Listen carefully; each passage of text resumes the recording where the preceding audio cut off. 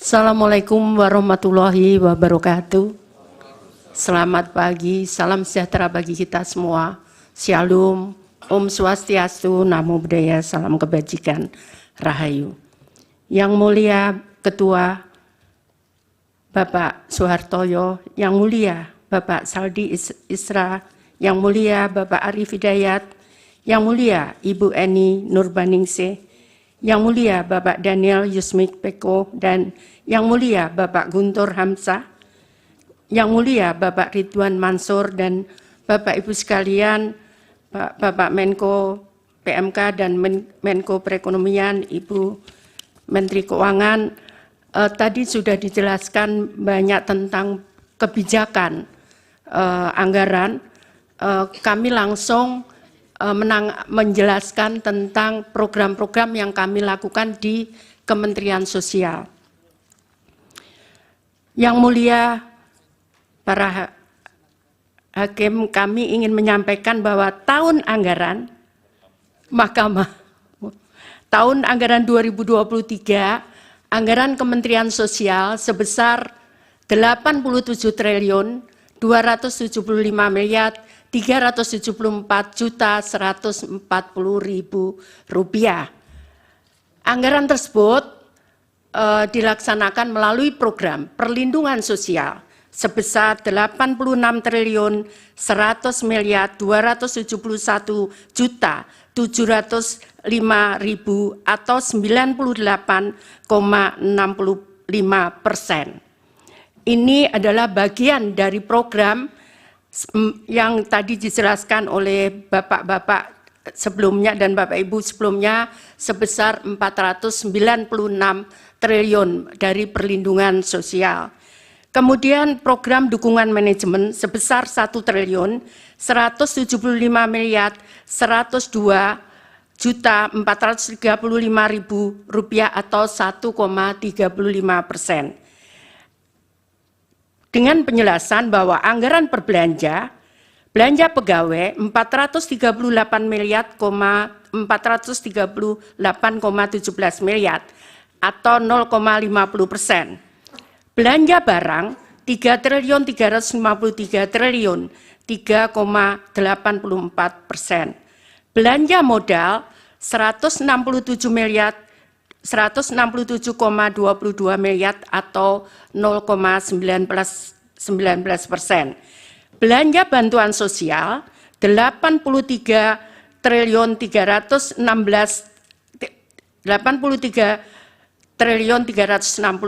miliar atau 95,46%. Ini berbeda kalau kami sampaikan di perlindungan sosial kenapa 86 triliun 100 miliar itu yang belanja bansos itu adalah belanja bansos reguler untuk tahun 2023 meliputi PKH dan bantuan pangan non tunai serta bantuan PLT El Nino di 2023. Sedangkan untuk sisanya perlindungan sosial itu ada bantuan atensi, ada permakanan untuk lansia yang tidak ada keluarga, dan permakanan untuk disabilitas serta untuk anak yatim. Dan kebetulan pada tahun 2023 itu ada untuk anak gagal ginjal akut. Kami akan menjelaskan setelahnya. Pada tahun anggaran 2024, Kementerian Sosial anggaran dari 2023 sebesar 87 triliun 275 miliar itu turun menjadi 79 triliun 214 miliar 83.464.000. Penjelasannya adalah anggaran per program perlindungan sosial 78 triliun 54 miliar 196.767.000 rupiah atau 98,54% itu belanja bantuan sosial. Di sebelahnya yang berwarna kuning 75 triliun, 61 triliun 95,46%. itu di luar bantuan El Nino. Sehingga kami kembali reguler menyerahkan bantuan reguler PKH dan BPNT. Kemudian program dukungan manajemen 1.989.897.697.000 atau 1,46%. Jadi kalau kita bandingkan anggaran tahun 2023 dan 2024, tadi sudah kami sampaikan bahwa anggaran kami turun dari 87.374.140.000.140.000 turun menjadi 79.314.083.464.000 rupiah. Hal ini karena belanja BLT El Nino keluar dari bantuan di 2024 dengan rincian sebagai tertera di atas. Adapun belanja Bansos Kementerian Sosial tahun 2023 dan 2024. Bantuan sosial 2023 PKH atau program Keluarga Harapan itu sebesar 10 juta KPM dengan pagu 28.709.816.300.000 rupiah. Ini tetap di 2024 tetap 10 juta targetnya, namun realisasinya tidak bisa persis sama 10 juta karena begitu saya netapkan hari ini dengan data, tiap bulan kami perbaiki data karena ada yang meninggal, ada yang lahir, ada yang pindah, sehingga kami harus menetapkan tiap bulan, karena kalau sesuai Undang-Undang 13/2011 itu 1 tahun 2 kali, maka kami sudah terlambat karena yang meninggal sudah banyak, kemudian yang lahir juga banyak, sehingga kami rubah sekarang ini tiap bulan kami menetapkan data penerima bantuan sosial. Yang kedua adalah kartu sembako. Targetnya adalah 18,8 juta KPM dengan dana 45.120 miliar rupiah. Sama di 2024 itu program sembako 18 dengan target yang sama 18,8 juta KPM. Salur datanya adalah 18,62. Tadi sama, tidak bisa persis sama karena di saat proses ada perubahan-perubahan. Nah, kemudian tahun 2023 ada BLT El Nino dan ini sudah disetujui oleh DPR melalui kesimpulan rapat kerja di Komisi 8 DPR RI dengan Menteri Sosial masa persidangan 2 tahun sidang 2023-2024 Selasa 7 November 2023. Dan ini harus selesai pada bulan Desember karena anggaran tahun 2023 dan saat turun adalah di bulan November. Kemudian bantuan sosial lainnya adalah bantuan untuk gagal ginjal akut untuk 326 orang dengan nilai total 17.520.000.000. Kemudian atipikal atau GGPA itu terdiri dari ini program permakanan untuk lansia 100.000 orang sebesar 552 miliar rupiah. Kemudian permakanan untuk disabilitas ini polanya adalah diserahkan kepada kelompok masyarakat, bisa RW tergantung wilayahnya. Kalau jumlah penduduknya sedikit bisa di kelurahan, dikelola oleh masyarakat, mereka yang memasakkan dan setiap hari mereka menyerahkan kepada penerima manfaat.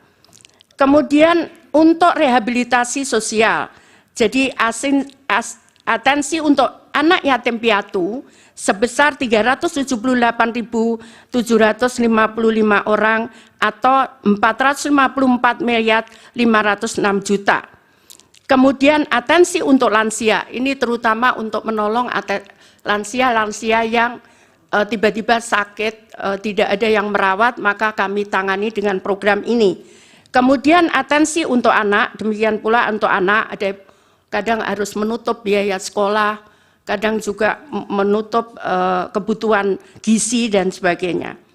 Kemudian atensi untuk penyandang disabilitas, ini bantuan kursi roda dan sebagainya. Kemudian atensi untuk korban bencana, jadi kami memberikan bantuan korban bencana untuk meninggal sebesar 15 juta. Kemudian atensi untuk kelompok rentan dan alat bantu aksesibilitas untuk penyandang disabilitas, serta untuk atensi korban penyalahgunaan nafsa dan ODIF sebesar 10.000 orang dengan nilai 1.706.250.000. Kemudian pemberdayaan komunitas adat terpencil itu yang berada di terdepan perbatasan negara, kemudian terpencil di tengah hutan sebesar 2.847 KK atau setara dengan 50.860 juta rupiah. Kemudian rumah sederhana terpadu atau perbaikan perumahan untuk 7.500 KPM ini di 2023. Untuk 2024 target volumenya hampir sama, hanya tidak ada untuk El Nino, tidak ada gagal ginjal akut. Namun ini ada beberapa, tadi sudah saya sampaikan, ini baru beberapa 6 bulan, jadi untuk permakanan sudah saya sampaikan ke Bu Menkyu. Jadi total anggaran adalah di 2024 75 triliun 616 miliar, sedangkan realisasi 25 triliun 340 miliar rupiah atau 33,61%.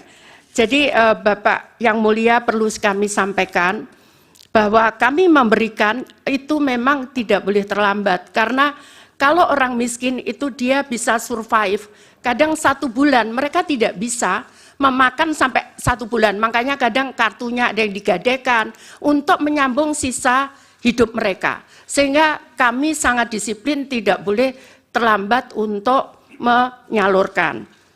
Kemudian kalau kami bisa jelaskan bansos sembako dan PKH.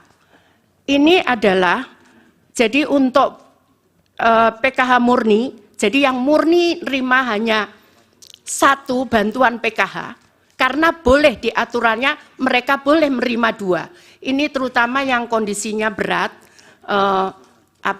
di situ ada disabilitas di dalam keluarga itu, ada kemudian atau mereka anak yatim, itu mereka bisa menerima 2 bantuan. Nah, untuk PKH murni itu ada 2.553.000 penerima manfaat atau KPM.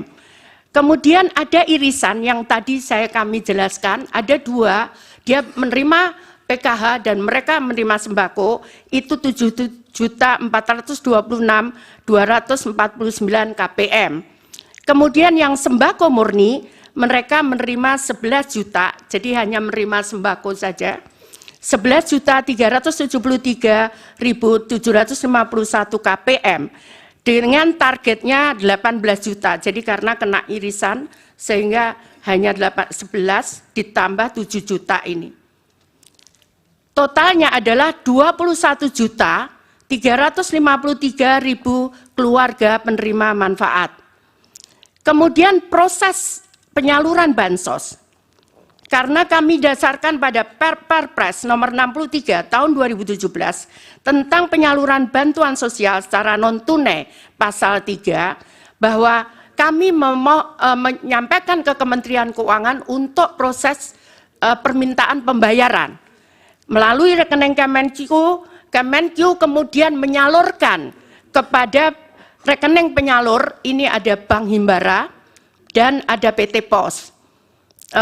Kenapa kita pilih PT Pos? Karena proses di bank itu membutuhkan waktu 3 bulan. Untuk mulai mereka buka rekening, kemudian sehingga mereka punya rekening dibutuhkan waktu 3 bulan. Sehingga untuk yang tadi kami sampaikan, kalau dia meninggal, kemudian harus diganti istrinya atau anaknya, itu mereka tidak bisa kemudian off, kita berhenti. Kalau meninggal bukan tiba-tiba serta-merta dia menjadi kaya. Karena itu kemudian itu yang baru-baru pengganti itu kita salurkan lewat PT POS. Ini kesepakatan dengan Wakil Menteri BUMN karena bank tidak bisa menerbitkan di bawah 2 juta, di bawah 3 bulan. Kemudian langsung masuk ke rekening KPM. Jadi bukan kita serahkan, masuk ke rekening KPM. KPM bisa ngambil di bank, di ATM. KPM bisa ngambil di saat penyaluran, tapi tetap masuk di rekening KPM. Jadi ini bukan kita berikan uang cash langsung. Tidak bisa seperti itu karena kami dasarnya adalah Perpres nomor 63 tahun 2017. Jadi langsung ke rekening, kemudian dia bisa mengambil, bisa lewat ATM, bisa lewat, ini kami sangat bermanfaat karena di beberapa daerah terpencil, kadang mereka tidak ada ATM di sana, tidak ada bank di sana. Sehingga PT POS yang menyalurkan mereka datang ke tempat tersebut, tapi masuk ke rekening itu, ke rekening KPM. Demikian kira-kira Bapak yang mulia, Bapak Ibu dan para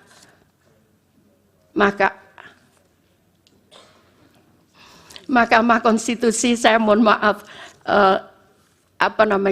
menjelaskannya bukan dengan membaca karena saya biasa melakukan dengan chart seperti ini. Demikian, terima kasih, mohon maaf kalau ada yang kurang berkenan. Saya akhiri, wassalamualaikum warahmatullahi wabarakatuh. Salam sejahtera bagi kita semua. Salam Om Santi, Santi, Santi Om Namo Buddhaya. Salam kebajikan, Rahayu.